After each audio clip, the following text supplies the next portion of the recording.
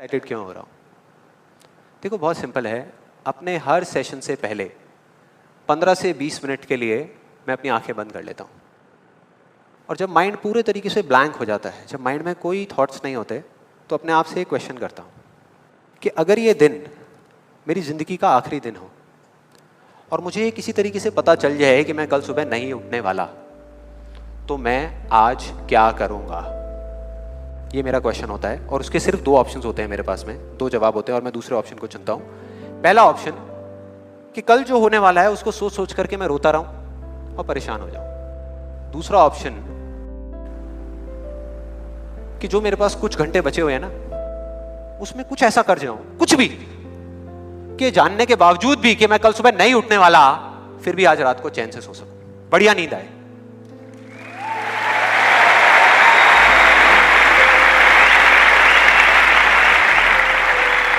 और इसीलिए आज यहां पर जो कुछ भी होने वाला है, जो कुछ भी, वो मेरे लिए सिर्फ एक सेशन नहीं है। जैसे जैसे सेशन आगे बढ़ेगा आपको समझ आएगा मैं बोल क्या रहा हूं, जैसे जैसे। अब मैं आपको बताता हूं कि इस सेशन की शुरुआत कहां से हुई, कि मुझे इंस्पिरेशन कहां से मिली ये सेशन करने की। आज से 3 महीने पहले मेरे नाम से एक कुरियर आया ऑफिस में और उस एनवेलप पे लिखा हुआ था the first life changing seminar of Sandeep Maheshwari. तो जब मैंने उसको देखा तो मुझे लगा किसी ने मजाक किया है, क्योंकि मुझे अच्छे तरीके से याद था कि जो मेरा फर्स्ट लाइफ चेंजिंग सेमिनार हुआ था वहां पे सिर्फ 20-25 लोग बैठे हुए थे एक छोटे से कमरे में और किसी के हाथ में कोई कैमरा नहीं था। तो मेरे को लगा कि ऐसे ही किसी ने वो किया है, लेकिन फिर पता नहीं मेरे मन में क्या आया, मैंने उस वीडियो को प्ले कर दिया। और जैसे ही मैंने वो वीडियो देखनी शुरू करी तो मेरे तोते उड़ गए। मैंने कहा यार, मतलब था मैं ही स्क्रीन के ऊपर, लेकिन लग मुझे ऐसा रहा था जैसे मैं किसी और को देख रहा हूं। और देखता रहा। जैसे ही वो वीडियो खत्म हुई, उसी टाइम मैंने ये ठान लिया, मैंने ये डिसाइड कर लिया कि अब चाहे कुछ भी हो जाए, अपनी लाइफ के इतने बड़े फेलियर को मैं अपने तक नहीं रखने वाला, इसको शेयर करूंगा पूरी दुनिया के साथ। और आप में से कुछ लोगों को याद भी होगा, मैं अपने इस एक्सपीरियंस के बारे में पहले भी आपको बता चुका हूं कि जब मैं पुणे के एक MBA कॉलेज में गया था और वहां जाकर के ब्लैंक हो गया था। याद है? कितने लोगों को याद है? याद है। तो तब मैंने आपको बताया तो था लेकिन दिखाया नहीं था, क्योंकि मेरे पास में कुछ था ही नहीं आपको दिखाने के लिए, कोई वीडियो नहीं थी। तो आज मैं आपको दिखाने वाला हूं कि एग्जैक्टली तब क्या हुआ था।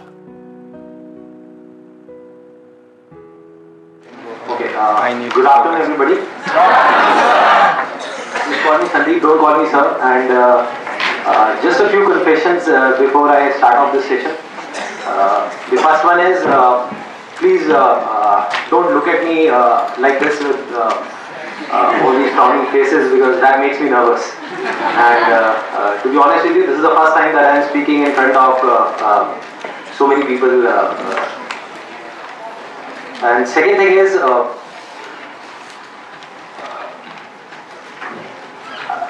I'll be not talking about the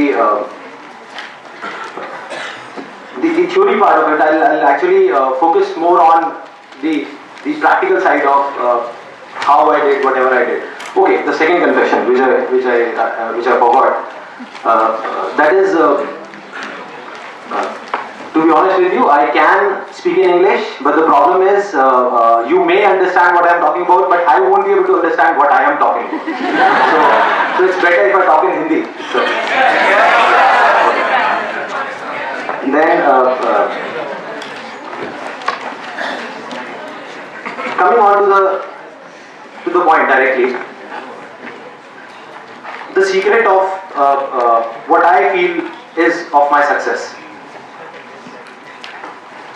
I started my career, I think, at the age of 13, and okay, so I'll come on Hindi. So I'm sorry. Yeah, so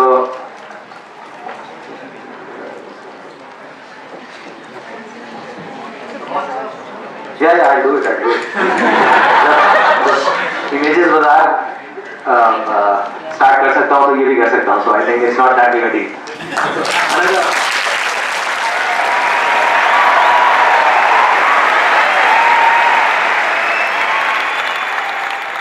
आपने देखा मेरी क्या हालत हुई थी? आई थिंक सबका यही हाल होता है जब वहाँ पे स्टेज पे जाते हैं, इतने सारे लोग सामने बैठे होते हैं, सबका यही होता है। तो जब मैंने ये वीडियो देखी तो मेरे दिमाग में सिर्फ एक ही चीज़ चल रही थी, सिर्फ एक, कि ऐसा क्यों हुआ कि मैं अपना इतना बड़ा मजाक उड़वाने के बाद भी बाज नहीं आया, और क्या वजह है कि मैं वहां से यहां तक आ गया। लेकिन मुझे ना इसका एग्जैक्ट जवाब नहीं मिल रहा था, मतलब मुझे समझ नहीं आ रहा था कि इसके पीछे वजह क्या है। और फिर फाइनली एक दिन वो वजह समझ आई। मैंने एक कहानी पढ़ी कहीं पर, और उस कहानी के जब मैं अंदर तक गया तो मेरे को समझ आया कि हाँ, ये वजह है। ये कहानी है दो बच्चों की जो एक गांव में रहते थे। उनमें से एक 6 साल का था और एक 10 साल का। दोनों बहुत अच्छे दोस्त थे, बिल्कुल शोले के जय और वीरू जैसे। दोनों हमेशा साथ साथ रहते, साथ साथ खेलते, साथ साथ खाते पीते, साथ साथ नहाते धोते, नहीं धोते नहीं, ये थोड़ा ज्यादा हो गया। तो एक दिन वो दोनों गांव से थोड़ा दूर निकल गए, और खेलते खेलते उनमें से जो बड़ा बच्चा था 10 साल वाला, वो एक कुएं में गिर गया और जोर जोर से चीखने चिल्लाने लग गया, क्योंकि उसको तैरना नहीं आता था। अब जो दूसरा बच्चा था, छोटा सा 6 साल का, उसने अपने आसपास में देखा और उसको कोई नजर नहीं आया, उसको कोई नहीं दिखा जिसको कि वो बुला सके हेल्प के लिए। और फिर उसकी नजर पड़ी एक बाल्टी पे, जिस पे एक रस्सी बंधी हुई थी। उसने एक सेकंड भी वेस्ट नहीं किया, उस बाल्टी को उठा करके कुएं में फेंक दिया और अपने दोस्त को बोला कि पकड़ ले इसको। उसके दोस्त ने पकड़ा और वो अपनी पूरी ताकत लगा करके पागलों की तरह उसको खींचने लगा। खींचता रहा, अपनी पूरी जान लगा दी उसने। छोटे से बच्चे ने, 6 साल के और 10 साल के बच्चे ने उस बाल्टी को पकड़ा हुआ था। खींचता रहा और तब तक नहीं रुका जब तक उसने अपने दोस्त को बचा नहीं लिया, जब तक वो बाहर नहीं आ गया। अब यहां तक तो ठीक था, यहां तक तो ये कहानी समझ आती है। लेकिन हुआ क्या कि जैसे ही ये दो बच्चे, जब दोनों एक हो गए, जब बाहर आए और आकर के गले मिल रहे, रो रहे और खुश हो रहे, एक तरफ से उनको डर भी लग रहा था। डर था कि अब गांव जाएंगे तो बहुत पिटाई होगी जब उनको बताएंगे कि ऐसे हम कुएं में गिर गए और ये सब चीजें हुई। लेकिन मजे की बात, ऐसा कुछ भी नहीं हुआ। वो जब गांव गए और जा करके उन्होंने अपने घर वालों को बताया, बाकी गांव वालों को बताया, तो किसी ने विश्वास नहीं किया, पूरे गांव वालों ने। और वो अपनी जगह बिल्कुल ठीक थे, क्योंकि उस बच्चे में इतनी ताकत भी नहीं थी कि वो एक बाल्टी पानी से भरी हुई वो उठा सके। तो इतने बड़े बच्चे को इतनी ऊपर खींचना तो बहुत दूर की बात है। लेकिन एक आदमी था उस गांव में, उसने विश्वास कर लिया। उनको सब रहीम चाचा कहते थे, उस गांव के सबसे समझदार बुजुर्गों में से एक। और सबको लगा कि यार ये कभी झूठ नहीं बोलते, अगर ये कह रहे हैं तो जरूर कोई ना कोई बात होगी, कोई ना कोई वजह होगी जिस वजह से ऐसा कह रहे हैं। और फिर सारे गांव वाले इकट्ठे होकर के उनके पास में गए और जा करके बोले कि देखो जी, हमें तो कुछ समझ आ नहीं रहा, आप ही बता दो कि ऐसा कैसे हो सकता है। तो उनको हंसी आ गई।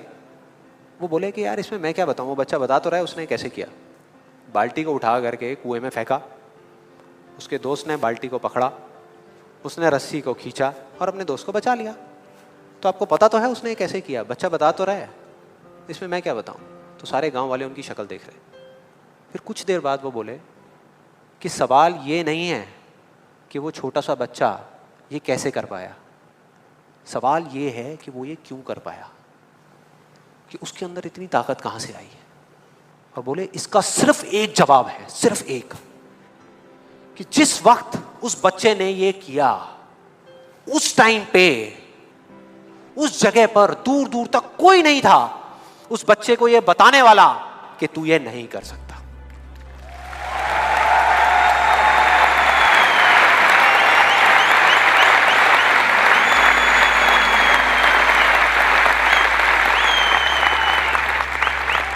बोले कोई नहीं था, कोई नहीं, यहां तक कि वो खुद भी नहीं, वो खुद भी नहीं।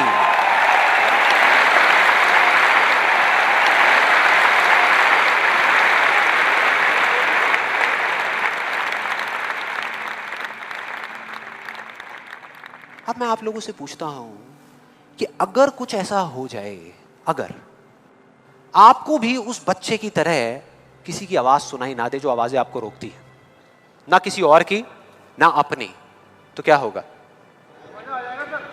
मजा आ जाएगा, राइट? उस बच्चे की तरह आपको भी कोई नहीं रोक पाएगा। You'll be unstoppable, right? Yes और नो? यस और नो?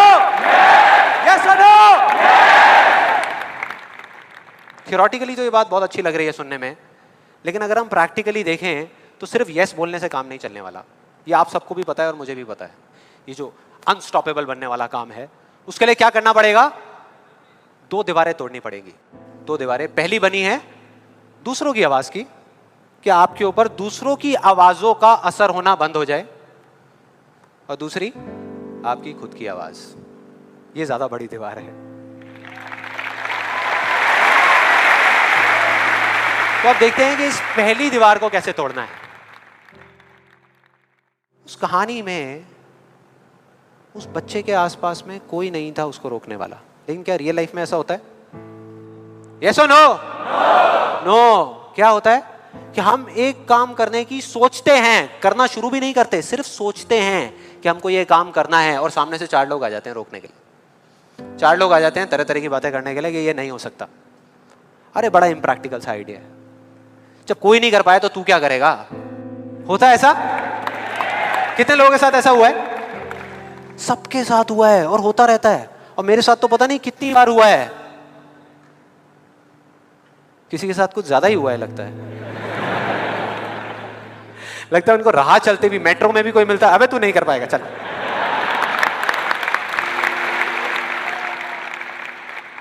तो अब सवाल ये उठता है कि ऐसे में हम क्या करें?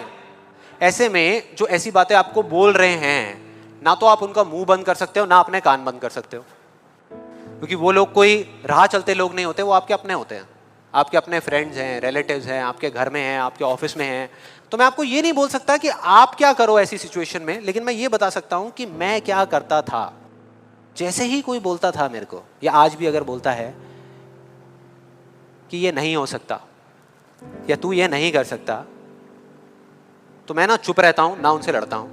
मैं सिर्फ एक वर्ड में उनसे एक सिंपल सा क्वेश्चन पूछता हूं, एक वर्ड में। क्यों?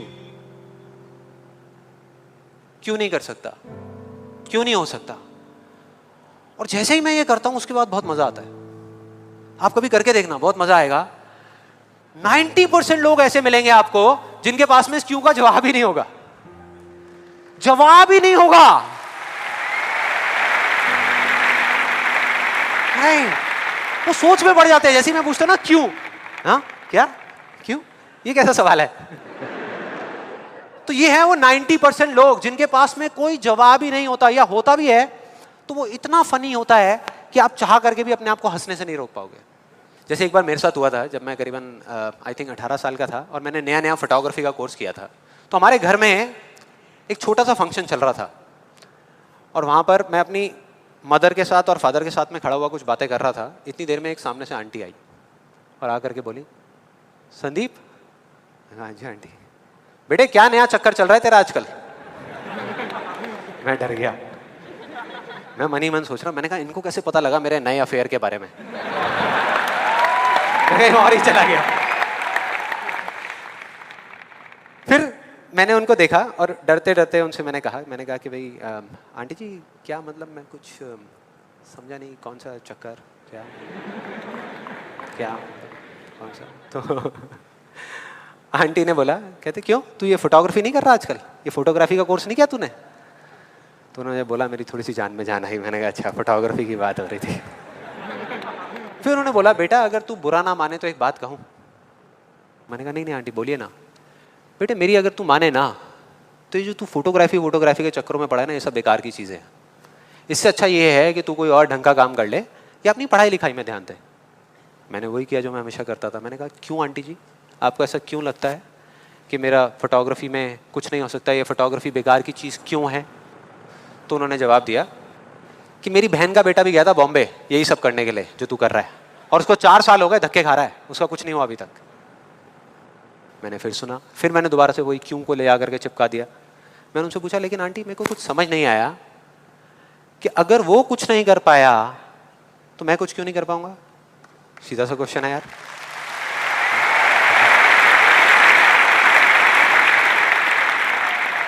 वो थोड़ी सी इरिटेट हो गई, लेकिन उसके बाद जो उन्होंने बोला, उस दिन मेरा कम से कम 10 किलो खून बढ़ गया होगा हंसते हंसते। उन्होंने गुस्से से मेरे से पूछा, कहते तेरे कितने % आए थे 12th में?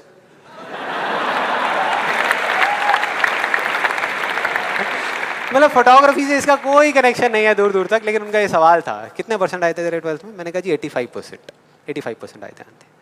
फिर उन्होंने एक अजीब सा एक्सप्रेशन दिया, मेरे को ऐसे देखा जैसे कि मेरे से बड़ा बेवकूफ़ इस पूरी दुनिया में कोई नहीं है, और बोली उसके 92% आए थे।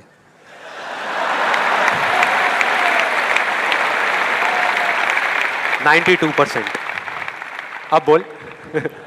मैं कहा अब क्या बोलूं? अब बोलने को आपने छोड़ा क्या है? क्या कोई है जो ऐसी बातों को सीरियसली ले सकता है? नो। यस और नो? नो, ले ही नहीं सकते। अब बचे 10% लोग जिनके पास में जवाब होता है, एक जेन्युइन वजह होती है। मतलब वो आपको सिर्फ ये नहीं बोलते कि आप नहीं कर सकते, वो आपको बताते हैं कि वो ऐसा क्यों बोल रहे हैं। तो मुझे जब भी कोई ऐसा मिलता है तो मैं उनके पास में जाकर के शांति से बैठता हूं, उनकी सारी बात को समझता हूं, फिर अकेले में जाकर के उस प्रॉब्लम का सॉल्यूशन निकाल लेता हूं और अपने पूरे दिल से उस इंसान को थैंक्स करता हूं। क्योंकि इनडायरेक्टली ऐसे लोग हमको हेल्प करते हैं आगे बढ़ने में। लेकिन इसका मतलब ये नहीं है कि उन 10% लोगों की बातों को मैं ज्यादा सीरियसली लेता हूं, या अगर मेरे को उसका जवाब नहीं मिलता तो मैं रुक जाता हूं। क्योंकि जवाब नहीं है इसका मतलब ये नहीं कि हम चलना बंद करते हैं। फॉर एग्जाम्पल, अगर हम अपने घर से ये सोच करके निकले हैं कि जब सारी लाइट्स ग्रीन हो जाएंगी तब मैं अपने घर से निकलूंगा, तो निकल पाएंगे कभी? कोई भी ऐसा कुछ आपको बोलता है आकर के कि आप ये नहीं कर सकते, तो समझ लेना कि वो बोल तो आपको रहा है, लेकिन उसका इशारा आपकी तरफ नहीं है। वो बस इतना सा कहना चाहता है क्योंकि मैं इस काम को नहीं कर सकता।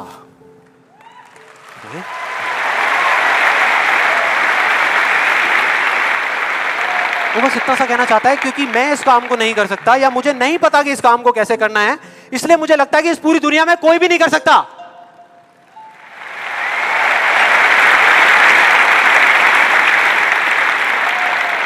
आप में से कितने लोगों ने कहावत सुनी है कि किसी पे जुल्म करना पाप है, लेकिन जुल्म सहना उससे भी बड़ा पाप है?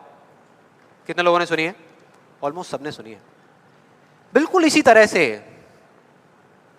तरह से कोई इंसान अगर जिंदगी में कुछ करना चाहता है ना, या कुछ बनना चाहता है, तो उसको जा करके ये बोलना कि तू ये नहीं कर सकता, उसकी हिम्मत को तोड़ना, उसकी उम्मीद को तोड़ना एक बहुत बड़ा पाप है।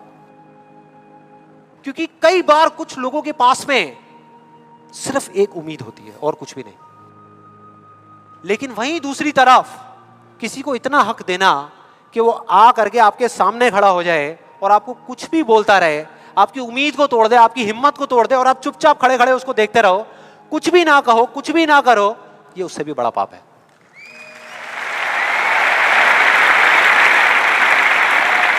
मतलब सिंपल है, ना हमें चुप रहना है, ना किसी से लड़ना है, सिर्फ सवाल करना है क्यों, और फिर देखो उनके कैसे पत्ते खुलते हैं, फिर मजा आएगा। और जिस दिन आप लोगों को भी मेरी तरह ये बात समझ आ जाएगी ना, उस दिन आपके ऊपर ऐसी बातों का असर होना बंद हो जाएगा। मतलब कि उस दिन ये जो पहली दीवार है जिसकी मैंने बात करी थी, वो अपने आप ही टूट जाएगी। उसके बाद इस पूरी दुनिया में किसी में दम नहीं होगा कि वो आपको आगे बढ़ने से रोक सके, सिवाय एक इंसान के। सिवाय एक इंसान के। कोई बताएगा कौन है वो? आप खुद। एग्जैक्टली, आप खुद। और यही है वो दूसरी दीवार, यही है वो दूसरी दीवार जो पहली वाली से कई गुना बड़ी है, कई गुना बड़ी है। आज से बहुत साल पहले मैंने कहानी सुनी थी जिसका एक बहुत बड़ा इंपैक्ट हुआ था मेरी लाइफ पे। ये कहानी है एक ऑफिस की और उसके एम्प्लॉइज की। एक बार एक ऑफिस में जितने भी एम्प्लॉइज सुबह सुबह जब ऑफिस आते हैं अपने अपने कैबिन में, तो उनकी डेस्क के ऊपर एक लेटर पड़ा होता है, एक लेटर रखा हुआ होता है, और उस लेटर में लिखा था कि वो इंसान, इस कंपनी का वो एम्प्लॉय जिसकी वजह से आपकी प्रमोशन नहीं हो रही थी, या जिसकी वजह से आप आगे नहीं बढ़ पा रहे थे, उसकी डेथ हो गई, वो मर गया है। और अब अगर आप आखिरी बार उस एम्प्लॉय की शक्ल देखना चाहते हैं तो ये एड्रेस है, यहां पर अगले 1 घंटे में पहुंच जाइए। जैसे ही उस एड्रेस पे गए तो वहां पर एक कॉफिन पड़ा हुआ था। कॉफिन होता है, उसको जब लोगों ने दूर से देखा तो एक तरफ तो सबको दुख हो रहा था, बुरा लग रहा था कि यार ये नहीं होना चाहिए था, और दूसरी तरफ से उनको थोड़ी बहुत खुशी भी हो रही थी कि चलो अच्छा है, मेरी रास्ते का जो सबसे बड़ा पत्थर था वो हट गया। लेकिन फिर एक एक करके जैसे ही वो लोग उस कॉफिन के पास गए, और जा करके उन्होंने उस एम्प्लॉय की शक्ल देखी उस कॉफिन के अंदर, तो उन्हें खुद पे शर्म आने लगी, क्योंकि उस कॉफिन में कोई नहीं था, सिर्फ एक शीशा था, एक मिरर था जिसमें उनकी खुद की शक्ल दिख रही थी।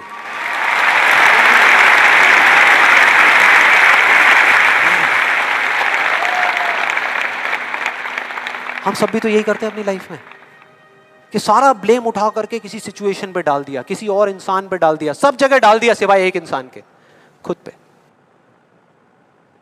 यहां पर कितने लोग इस बात को मानते हैं जो मैंने अभी अभी कही कि आपके रास्ते का सबसे बड़ा पत्थर और कोई नहीं, आप खुद ही हो? कितने लोग मानते हैं? सब लोग मानते हैं। लेकिन एक चीज और है यहां पर बहुत मजेदार, कि कोई भी इंसान, कोई भी, चाहे वो आप हो, चाहे मैं हूं, चाहे कोई भी है, वो जान करके अपने रास्ते का पत्थर क्यों बनेगा? अपना ही नुकसान क्यों करेगा? अपना ही दुश्मन क्यों बनेगा? फॉर एग्जाम्पल, अगर अभी मैं यहाँ पर थोड़ी सी लकड़ियाँ इकट्ठी करके आग लगा दूँ और आप लोगों से रिक्वेस्ट करूँ कि यार प्लीज़ मेरी खातिर 5 मिनट के लिए आ करके इस आग में जल जाओ, 5 मिनट के लिए, कुछ नहीं होगा, मैं गारंटी दे रहा हूँ, आपको बिल्कुल भी दर्द नहीं होगा, बहुत मज़ा आएगा। कितने लोग तैयार हैं यहाँ पर आने के लिए? कितने लोग तैयार हैं? हाँ, जो 1-2 लोग हाथ ऊपर उठा रहे हैं ना, उनको लग रहा है कि मैं भुट्टा सेकने की बात कर रहा हूँ। भाई साहब, आपको सेकने की बात हो रही है उस आग में। कोई नहीं आएगा, कोई नहीं आएगा। क्यों? क्योंकि कोई भी इंसान हो, वो जानबूझ करके अपना नुकसान कभी नहीं करेगा, कभी भी नहीं करेगा। तो ये सवाल मेरे को पिछले कई महीनों से तंग कर रहा था, अंदर ही अंदर खा रहा था कि क्या फर्क होता है उन लोगों में जो जाने अनजाने अपने खुद के सबसे अच्छे दोस्त होते हैं और उनमें जो जाने अनजाने खुद के ही सबसे बड़े दुश्मन होते हैं। और फाइनली पिछले महीने मेरे को जवाब मिल गया, सब कुछ समझ आ गया कि क्या फर्क है। मैं रोज की तरह अपने घर के पास वाले एक पार्क में वॉक कर रहा था और एकदम से ही बहुत तेज बारिश शुरू हो गई, बारिश होने लगी एकदम तेज।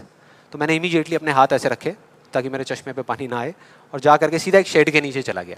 उसके कुछ सेकंड्स के अंदर अंदर उस शेड के नीचे और भी बहुत सारे लोग इकट्ठे हो गए। लोग तरह तरह की बातें कर रहे थे, मैं अपने आसपास में सुन रहा था। लेकिन मैंने एक चीज़ नोट करी कि ज़्यादातर लोग, उनका ध्यान बारिश की तरफ नहीं था, बारिश की वजह से होने वाली जो प्रॉब्लम्स थी उसकी तरफ था। जैसे मेरे यहाँ पे थोड़ा सा आगे जाकर के 2 लड़के खड़े हुए थे, वो आपस में बात कर रहे थे कि भाई आज ट्रैफिक का बड़ा बुरा हाल होने वाला है, बारिश इतनी तेज़ हो रही है। तो वो इस तरीके की बातें कर रहे हैं। एक वहाँ पे अंकल जी थे पीछे, वाइफ को बोल रहे थे कि भाई मैंने तेरे को पहले ही कहा था कि छाता रख ले, छाता रख ले, अब देख मैं ऑफिस के लिए लेट हो जाऊँगा। तो इस तरह की बातें हो रही थी, तरह तरह की। तभी मैंने एकदम से देखा कि सामने से, मतलब मैं यहाँ खड़ा हुआ था, मेरे यहाँ पे एक लड़का खड़ा हुआ था, मुझे अभी भी एग्जैक्ट याद है। वो लड़का इनफैक्ट वो काफ़ी बड़ा कैरेक्टर था, बहुत सीरियस, मतलब बहुत टेंशन में था वो। हुआ क्या था, उसकी जेब में एक नोट पड़ा हुआ था जो गीला हो गया था, 20 रुपए का। तो उसको हिला हिला करके सुखाई जा रहा है, उसको फूंक मार रहा और ये सब चीज़ें। तो मैं पहले, मेरा ध्यान उसकी तरफ था, फिर मैंने जैसे ही उधर देखा तो उधर से एक आदमी आ रहा था शेड की तरफ। उसका भी एक हाथ ऐसे था, लेकिन दूसरे हाथ से उसने अपनी बच्ची का हाथ पकड़ा हुआ था, छोटी सी बच्ची, 4-5 साल की, बड़ी प्यारी बच्ची। फर्क ये था कि उस बच्ची का हाथ ऐसे नहीं था, उसका हाथ ऐसे था, ऐसे था। और वो बच्ची बड़ी प्यारी प्यारी हरकतें कर रही थी। मैंने देखा वहां से, ऐसे उसका हाथ था, बार बार उस पर पानी की बूंदें गिर रही, वो इकट्ठा कर रही और पी रही, इकट्ठा कर रही और पी रही, इकट्ठा कर रही और पी रही। तो जैसे ही वो शेड के पास आए, मैं थोड़ा सा साइड हो गया। तो इधर वो मेरे नोट सुखाने की मशीन थी, इधर मैं सोच रहा था अपने भी नोट निकाल के दे दूं, भाई ये भी सुखा दे।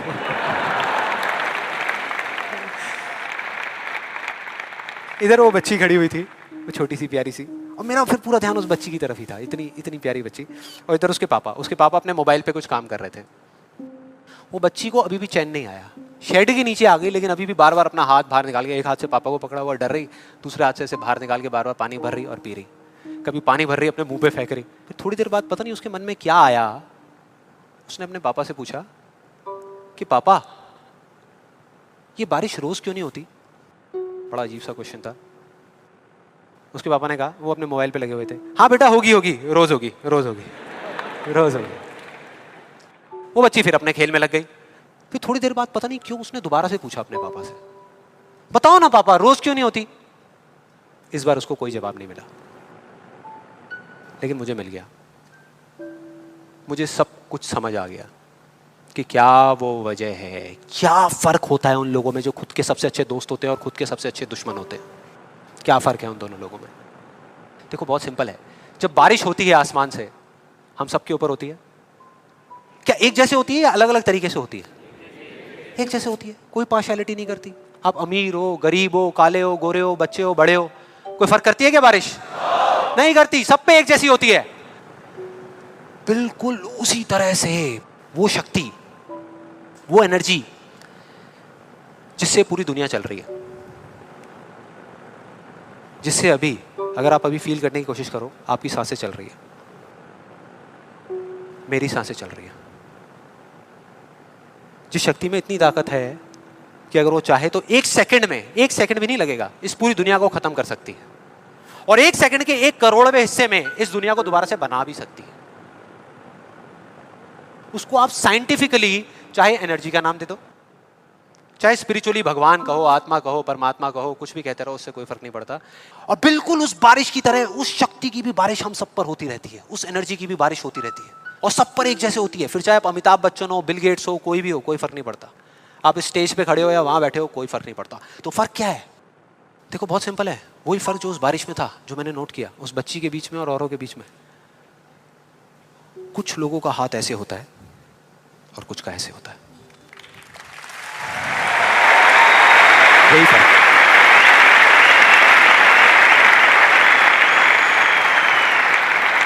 जिनका ऐसे होता है वो बारिश उन पर होती तो है, लेकिन छू करके बह जाती है, चली जाती है, उनके अंदर तक नहीं जा पाती, अपना काम नहीं कर पाती। लेकिन जिनका ऐसे होता है वो उसको पी लेते हैं, उनके अंदर चली जाती है, और उसके बाद में जो काम करती है वो एनर्जी करती है, नाम इंसान का हो जाता है।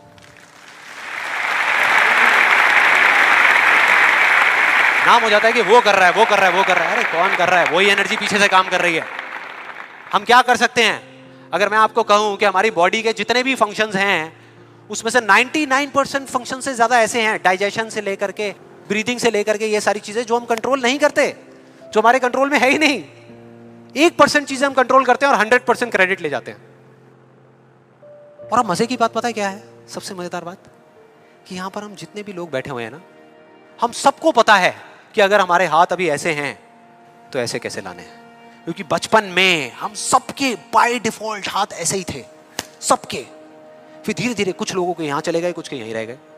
जिनके यहां रह गए उनको हम सक्सेसफुल बोलते हैं, जिनके यहां चले गए उनको हम फेलियर्स बोलते हैं, अलग अलग फील्ड्स में। तो कोई बताएगा कि ऐसा क्या था जो बचपन में हम एक दिन में हजारों बार करते थे और अब हजारों दिनों में एक बार भी नहीं करते? याद करो वो बच्ची क्या कर रही थी उस पार्क में, बार बार क्या कर रही थी? एग्जैक्टली क्वेश्चन पूछ रही थी, मतलब कि सवाल कर रही थी। Let's give a big hand for her.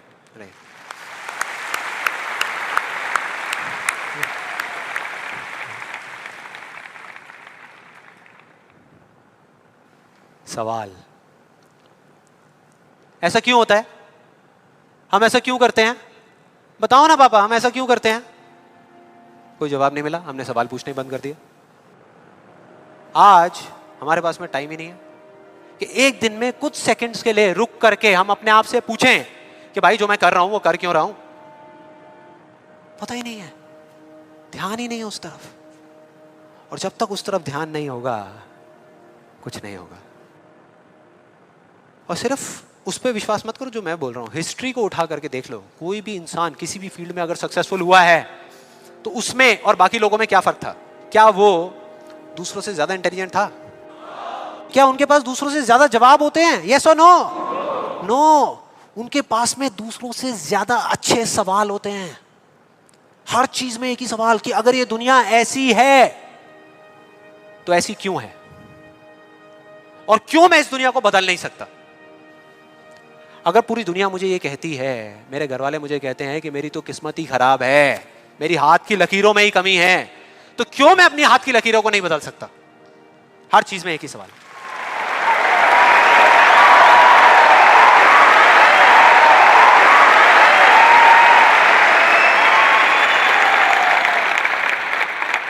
और दूसरी तरफ किसी फेलियर के पास चले जाओ, उनके पास आपको सिर्फ जवाब मिलेंगे, सवाल एक भी नहीं। सिर्फ एक्सक्यूजेस मिलेंगे, सिर्फ बहाने मिलेंगे, बस। सवाल पूछ ही नहीं रहे तो जवाब मिलेगा कहां से? कहां से मिलेगा? मिल ही नहीं सकता। तो मैं क्या कह रहा हूं कि लाइफ में आप जो कुछ भी कर रहे हो, जो भी, उससे कोई फर्क नहीं पड़ता, लेकिन अगर आपके पास में इस क्यों का बिल्कुल क्लियर जवाब है तो उस काम को आप पूरे विश्वास के साथ कर रहे हो।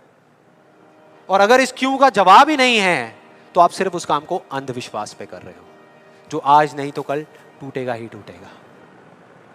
फॉर एग्जाम्पल, मैं आपको एक रियल लाइफ एग्जाम्पल से बताता हूं। क्या कभी आप लोगों के साथ ऐसा कुछ हुआ है कि घर में कोई बड़ा सा फंक्शन चल रहा हो, जैसे किसी की शादी हो रही हो और वहां पे कोई रिलेटिव बीमार हो गया? हुआ है? कितने लोगों के साथ हुआ है ऐसा? हुआ है। तो ऐसे में क्या होता है? क्या होता है? जैसे ही एक किसी की तबीयत खराब होती है तो बाकी लोग क्या करते हैं? डॉक्टर बन जाते हैं, अपनी अपनी राय देते हैं आकर के।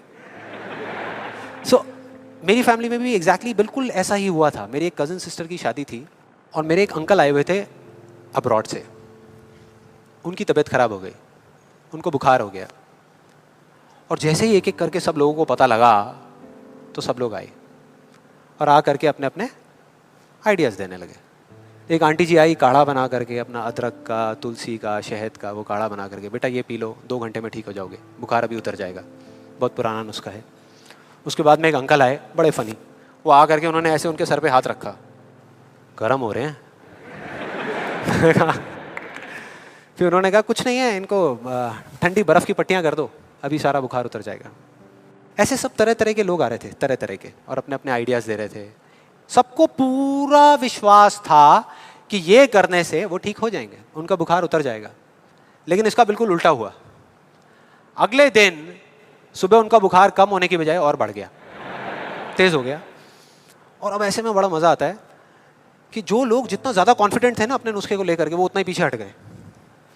उनका जवाब था कि भाई मैं तो कल ही कह रही थी कि डॉक्टर को बुला लो, किसी ने मेरी सुनी नहीं। हाँ? डॉक्टर आया, वहाँ पे आ करके उसने पूरा चेकअप किया, कुछ टेस्ट बताए, शाम तक रिपोर्ट्स आई और पता लगा कि उनको मलेरिया था। डॉक्टर को जैसे ही पता लगा उसने कुछ दवाई दी और अगले कुछ दिनों में वो बिल्कुल ठीक हो गए। तो क्या फर्क था डॉक्टर में और बाकी लोगों में?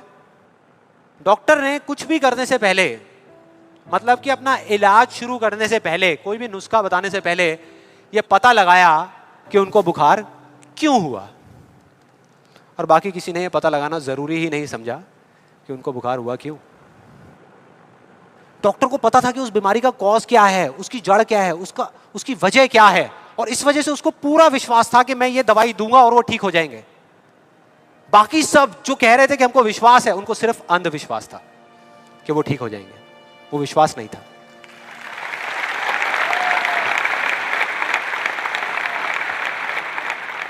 इन दोनों के बीच में ना इतना एक बिल्कुल पतली सी लाइन का फर्क होता है, विश्वास में और अंधविश्वास में, जिस वजह से बहुत बार हम अपने अंधविश्वास को विश्वास का नाम दे देते हैं। और इसका आज की डेट में सबसे बड़ा एग्जाम्पल, सबसे बड़ा, वो है लॉ ऑफ अट्रैक्शन। सुना है यहाँ पे? कितने लोगों ने सुना है लॉ ऑफ अट्रैक्शन के बारे में? ऑलमोस्ट सबने सुना है। अब ये बहुत मजेदार है, लॉ ऑफ अट्रैक्शन।